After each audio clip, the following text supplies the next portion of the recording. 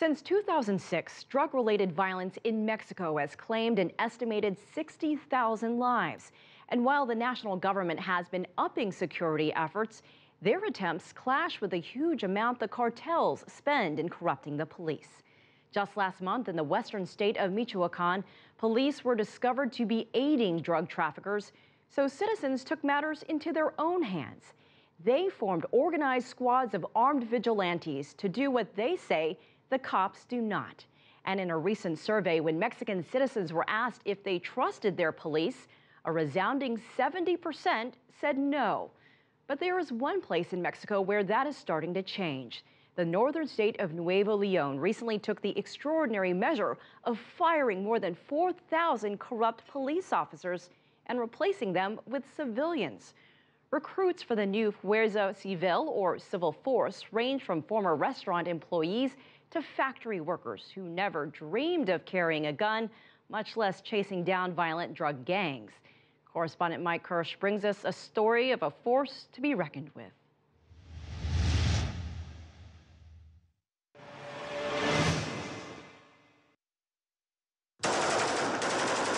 Dominating the television airwaves recently in Mexico have been images of armed groups of civilian vigilantes around the town of Apatzingán in the central Mexican state of Michoacan. Hundreds of young local men claiming they are the only honest crime-fighting alternative to a corrupt police force they accuse of collaborating with or being bought off by the region's top drug gang, the Knights of Templar. These masked crusaders have widespread support, but don't exactly fit the image of officer-friendly walking the beat. Life here actually getting worse when 4 vigilantes were recently shot dead, allegedly by the Mexican military, raising fears of urban warfare, resulting in citizens demanding the army leave the area at once. In any case, these kinds of images have done little to instill trust in the police in cities across Mexico. Among those cities until recently, the nation's wealthiest, Monterrey, the state capital of Nuevo León in northern Mexico, where on the city's darkest day in August 2011, police were nowhere to be found when suspected drug traffickers stormed into and torched the Casino Royale.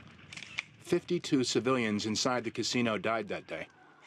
They were among the roughly 400 murders carried out in 2011 by the drug cartel terrorizing this city, Los Zetas, considered the country's most violent drug gang, known for spray painting their all-too-familiar Z on the bodies of their victims and on bullet-riddled buildings across Monterrey.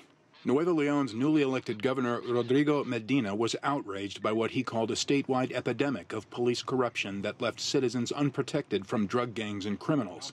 His office quickly initiated a bold plan that Medina's chief of staff, Jorge Domene, says rocked the world of 4,200 police officers here who had no idea what was coming. We fired them. That's right, 4,200 corrupt cops relieved of duty, says Domene, for losing the public's trust.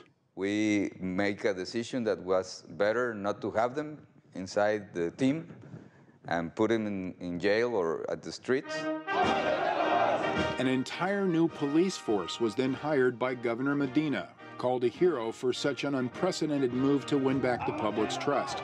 The new police officers were made up of thoroughly vetted, highly trained private citizens with no ties to corrupt cops before them. This new force, called Fuerza Civil, described as one of honest family men and women, half of them recruited from out of state.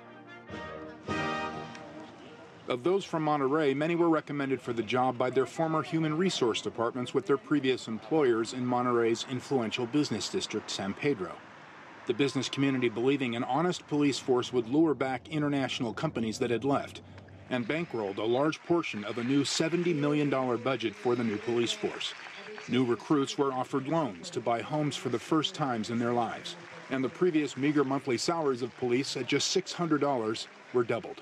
So we start offering a salary of $1,200 per month, plus a house, plus scholarship for all the kids, plus insurance, life insurance, and medical assistance. So we became the best paid police in the whole country.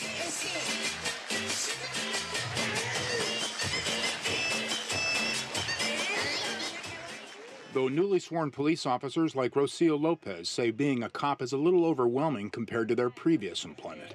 Era un restaurante, es un restaurante de mariscos, entonces cambió totalmente mi vida.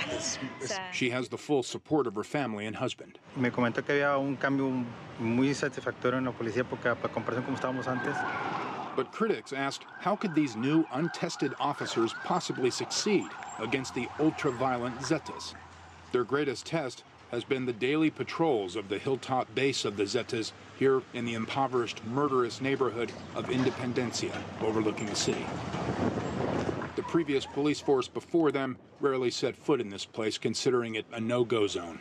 In fact, journalists traveling here with Fuerza Civil, like myself, are required to wear body armor.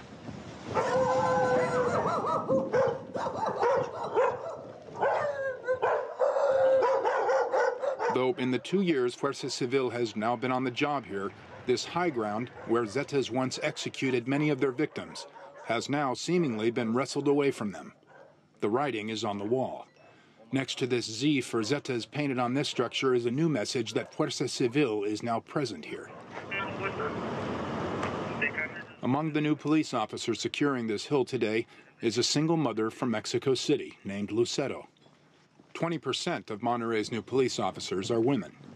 Lucero says she went through the same 6 months of intensive police training as her male colleagues and says she is prepared every day to deal with criminals here. Though she admits her job taking on drug traffickers is far more dangerous than she ever imagined. ¿Qué haces antes de este trabajo? Era recepcionista. ¿Dónde? En un hospital. ¿Este trabajo es poquito diferente? Muy diferente. ¿Por qué? Se arriesga uno bastante, pero realmente vale la pena, es muy satisfactorio en lo que hago. ¿Tienes niños? Sí, tengo hijos. ¿Cuántos? Tengo 3 hijos. Having kids resonates with longtime residents like this woman, Gabriela, who tells me the Fuerza Civil has dramatically improved the quality of life here. Mucha confianza, más seguridad, más tranquila. Ya los niños salen también a jugar, a divertirse. ¿Y antes? No, nada que ver. ¿Cuánto la vida antes aquí? No, muy difícil. No, nadie salía.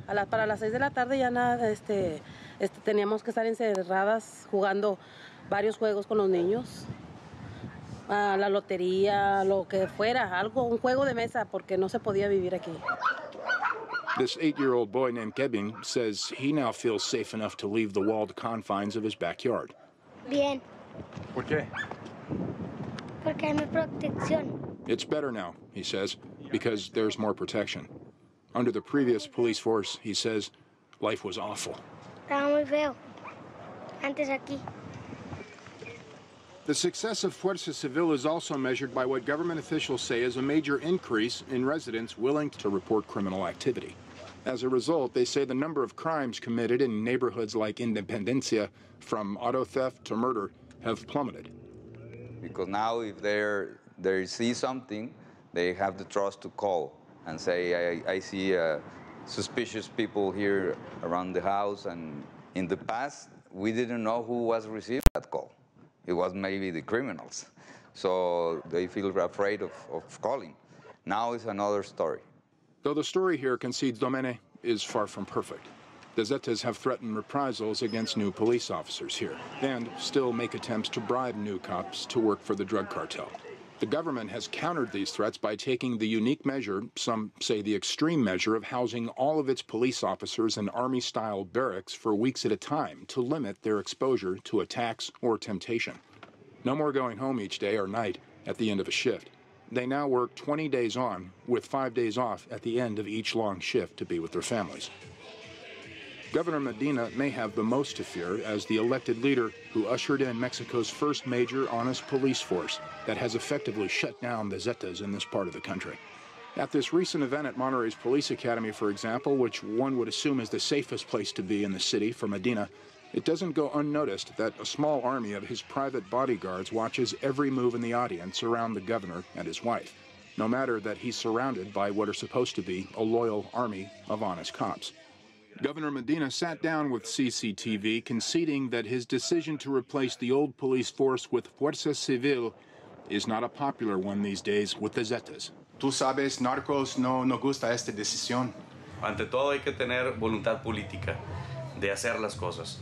Es nuestra responsabilidad y es nuestra obligación. Cuando juramos al inicio de nuestro encargo cumplir y hacer cumplir la Constitución y las leyes, eso significa que se cumple la ley, que no importa el tamaño de la organización criminal o del enemigo que tengamos enfrente, que nos quiera hacer daño, la autoridad y las instituciones siempre tienen que anteponerse, siempre serán más sólidas y es nuestra responsabilidad el hacerle frente a la criminalidad.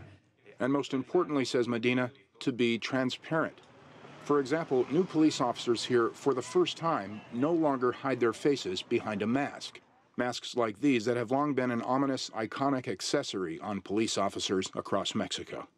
While cops elsewhere may respectfully argue the masks protect their identity from criminals wanting to do them harm, police officers in Monterrey say showing their faces sends a message that they are no longer afraid of the bad guys, nor of being held accountable to the public they serve. Ahora sí ya estamos orgullosos de poder mostrar la cara y que la gente nos vea con toda la confianza del mundo y que se sientan orgullosos de que nosotros estamos ahí. 4,000 strong. Nuevo Leon's Fuerza Civil has citizens here trusting the police again for the first time many here can remember. Hola.